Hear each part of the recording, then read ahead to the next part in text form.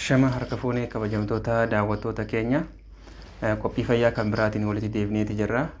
Qophii keenya irraatiin namni tokko hayyama ogeessaatiin ala yookaan ajaja ogeessaatiin ala qoricha kan fudhatu yoo ta'e miidhaa garaagaraa irra gahuu danda'a. Miidhaaleen sunniin maaltu irra gahuu danda'a kan jedhu waliin ilaallaa jechuudha. Hanga dhuma qophii keenyaatti nu waliin turaan afeerraa keenya. Egaa daawwattoota keenya walitti deebineeti jirra. Akkumaan jalqaba irratti kaasee qophii keenya irraa keessatti namni tokko hayyama ogeessaatiin ala yookaan ajaja ogeessaatiin ala qoricha kan fudhatu yoo ta'e miidhaa maaltu irra gahuu danda'a yookaan maaltu isa mudatuu danda'a waan jedhu waliin ilaalla jechuudha. Gara qabxii keenyatti dabruu keenyaan dura namoonni YouTube chaanaalii keenyaaf haaraa taatanii yoo jiraattan sagantaan keenya yeroo garaagaraatti dabarsinu akka isin dhaqqabuuf qabxii yookaan mallattoo diimaa subscribe jedhu sun tuquudhaan mallattoo bilbilaa tuquudhaan YouTube chaanaalii keenya subscribe gootanii akka nu hordoftan gamanumaan isin afeerra. Gara sagantaa keenyaatti achi yoo dabarre namni tokko hayyama ogeessaatiin ala yookaan gorsa ogeessaatiin ala qoricha kan fudhatu yoo ta'e miidhaan garaagaraa miidhaa qaamarraa miidhaa sammuurraa akkasumas qabeenya isaa irratti miidhaan garaagaraa dhufuu danda'a. Miidhaan sunniin maali kan jedhu miidhaan baay'een irra dhufuu danda'a. Maali kan jedhu ilaallaa jechuudha. Miidhaalee baay'ee namicha hayyama yookaan gorsa ogeessaatiin ala akkasumas ajaja ogeessaatiin ala qoricha fudhatu kanarra gahan keessaa 8 kan ilaallu yoo ta'e tokkoffaa wanni jalqaba isa mudatu maali? Namni sun qoricha hin taane dhukkuba hin taaneef akka fudhatu suniif saaxilamaa jechuudha. Innis maali? Namni tokko fakkeenyaaf hawaasa keenya keessatti wanni yeroo hedduu barame maali? Yoo qufaa qabaate qoricha namni qufaa qabu dura fudhate barbaadee yookaan qafoo qoricha suniitiin qolola qoricha suniitiin deemee qoricha sun fakkaatu mana dawaarraa bitatee fayyadamuudha wanni barame jechuudha. Kun mataan isaa miidhaa qaba jechuudha. Maaliif dhukkuboonni garaagaraa mallattoo wal fakkaataa qabaatan yeroo hedduu fakkeenyaaf dhukkubni TBdha yookaan dhibeen daranyoo sombaa dhukkuboota qufaa kan biraati wajjin dhukkuba akka nimooniyaa fi kan kana fakkaatan dhukkuboota garaagaraa akkasumas utaalloo dhukkuboota garaagaraati wajjin mallattoo wal fakkaataa qabaatu malanii mallattoon isaan wal fakkeessan keessaa tokko qufaadha jechuudha. Yoo qufaan si dhagahame wooma qufaa qabdu qofaaf nama qufaa qabu tokkorraa qoricha fudhattee yookaan qoricha gosa isaa deemtee mana qorichaa irraa bitachuu hin qabdu jechuudha. Maaliif dhukkubni si bira jiruu fi qoricha ati fudhattee wal dhabuu mala waan ta'eef yeroo dhukkubni si bira jiruu fi qoricha ati fudhattee wal dhabe kunis bu'aa isarraa argattu caalaa side effect qoricha suniitiif akkasumas miidhaa qoricha suniitiif saaxilamuutu dhufa jechuudha. Inni lammaffaa hayyama ogeessaatiin ala qoricha fudhatuun miidhaa inni fidu maali? Akka ittiin fayyine dhukkuba keessan irraa akka hin fayyines taate fakkeenyaaf namni tokko dhibee qufaatiin yookaan dhibee infekshinii wayiitiif saaxilamee mana yaalaa deemee qoricha kan fudhatu yoo ta'e yeroo wayii booda dhukkubni yookaan saayinsiif tamiin mallattoon yeroo duraa wal'aaname sun kan fakkaatu kan itti dhufu yoo ta'e deemee qoricha sunii wal fakkaatu fudhatuu hin qabu jechuudha. Maaliif akkuma reefu siniin jee tokkoffaa dhukkuboonni garaagaraa mallattoo wal fakkaataa qabaatu malanii lammaffaa saayinsiin yeroo garaagaraatti jijjiirama.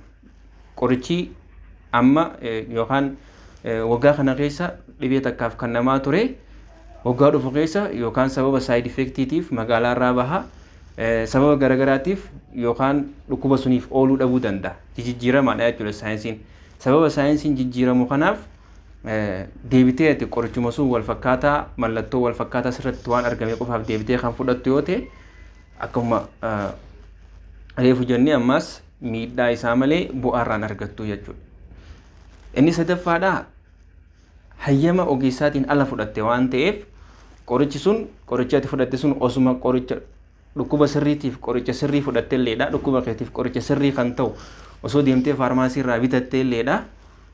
Qorichi sun overdose yookaan underdose gootee hamma si barbaachisu ol yookaan hamma si barbaachisu gad fudhattee akka bu'aarraan arganne yookaan akka miidhaan sirra ga'u godhuu dandeessa godhuu malta waan ta'eef hayyama ogeessaatiin ala qoricha fudhatuun kunis miidhaa biraa kan sirraan geessu jechuudha. Maaliif qorichi tokko tokko ulfina qaama namaa irratti hundaa'eeti kan kennamu, tokko tokko umrii irra dhaabbanneeti kan kenninu, tokko tokko immoo bal'ina yookaan body surface area qaamaa irra dhaabbateeti kan kennamu waan ta'eef qorichi hundinuu bifa wal fakkaataadhaan miti kan kennamu. Sababa kanaaf qorichi tokko akkasitti hayyama ogeessaatiin ala yookaan gorsa ogeessaatiin ala kan fudhattu yoo ta'e hamma barbaaddu ol fudhatuu malta, hamma barbaaddu gad fudhatuu malta. Kana yoo goote immoo hamma barbaaddu ol yoo fudhatte miidhaa qaama keetirraan gaha, hamma barbaaddu gad yoo fudhatte immoo bu'aa silaa barbaaddu sunuu irraan argattu jechuudha. Inni afuraffaadha drug resistance waan jedhu siffiduutu mala. Innis maali?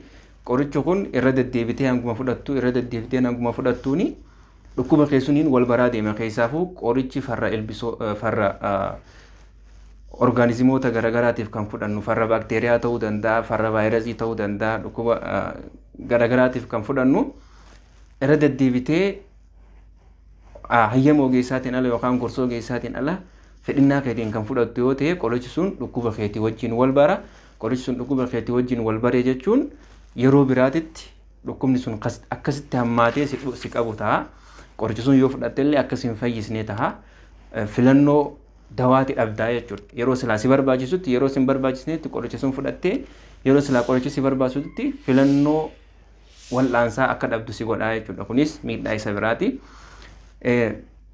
Inni shanaffaadha wanni inni sirraan geessisu drug abuse yookaan immoo addictionii garagaraatiif kan saaxilamtu taata jechuudha. Namni tokko hayyama ogeessaatiin alatti yeroo garagaraatitti qoricha tokko kanuma lafaa kee kan fudhatu yoo ta'e akkaatuma gosa qorichaarraatiin qorichi tokko tokko kan araaraa namatti ta'u yookaan qaama keenya irratti qaamni keenya akka qoricha sun irratti hundaa'u godhuutu jira jechuudha. Qorichi akkasii sun fakkeenyaaf qoricha dhukkubbiidhaa fudhannu tokko tokko qaamni keenya akka qoricha sun irratti hundaa'u qoricha sun fudhannu malee dhukkubbiin akka nun dhiisne inumaatu akkuma nama gartee yoo jimaa dhabe yoo buna dhabe yoo waan silaa araada itti ta'e takka dhabe mataan isa dhukkubbiin garagaraa isa dhagaamtutti qoricha sun yoo fudhatu baate akka dhukkubbiin itti dhagaamtu ta'uu mala jechuudha.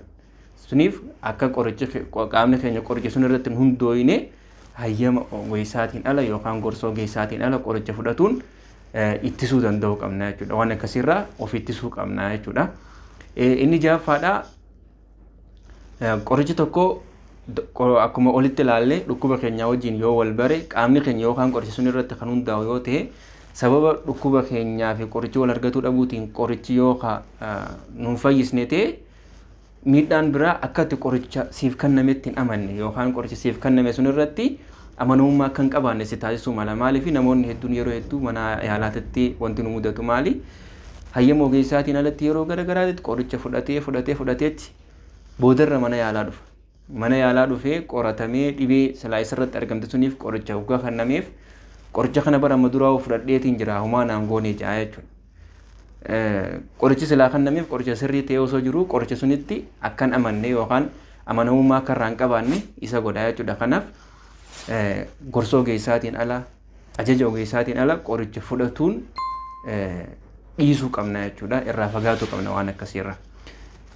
Wanni torbaffaan nu mudatuu danda'u maali? Aksidentii yookaan side effectiin nu mudatuu danda'a. Karaa lama nu mudatuu danda'a. Tokkoffaa qorichuma suniin side effectiin garagaraa nurra dhufuu danda'a sababa gorsa ogeessaatiin ala qoricha fudhanneen jechuudha. Egaa qoricha gorsa ogeessaatiin ala yookaan ajaja ogeessaatiin ala erga qoricha fudhannee qorichi sun qaama keenya irratti miidhaa fiduu danda'a, side effect fiduu danda'a. Kuni miidhaa qorichi nurraan ga'uu danda'u. Inni lammaffaa sababa qorichi yookaan side effect qoricha suniitiin yookaan effect qoricha suniitiin qoricha kun hypnotic yookaan sedative effect warra qabutu jira, warra nama raffisantu jira, sammuu namaa akka hirribaan fudhatamu warra godhatu jira qoricha keessa. Shufeerri tokko qoricha sedative effect qabu yookaan qoricha side effect isaa nama raffisu tokko osoo ogeessan ajajiin yookaan osoo ogeessaan mari'atiin fudhatee makiinaa konkolaachisuu kan jalqabu yoo ta'e maaltu isa mudata? Karaa irratti ni muga balaa konkolaataa garagaraatiif saaxilamuutu mala jechuudha. Kun hundinuu accident in the side effect yookaan miidhaa cinaacha qorichaan nurra dhufu yookaan ka sababa qorichaatiin nurra dhufu kanaaf saaxilamuu mala jechuudha.